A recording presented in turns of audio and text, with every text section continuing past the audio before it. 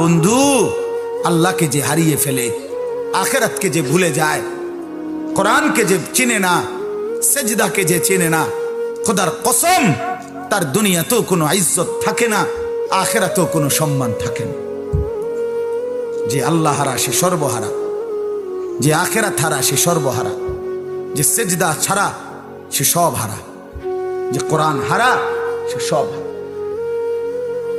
মুসলমান পরিচয় দেওয়ার পরে এই দুই নিয়ামত, আল্লাহর কোরআনের তেলাওয়াত এবং 5 ওয়াক্ত নামাজ, এই দুইটি সম্পদ।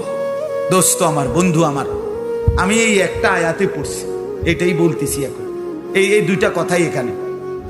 এই দুইটি নিয়ামত একজন মুসলমান পরিচয় দেওয়ার পর, একজন মুমিন পরিচয় দেওয়ার পর, এই দুইটি নিয়ামত যার মধ্যে নাই, কসম আল্লাহ তার কিচ্ছু নেই।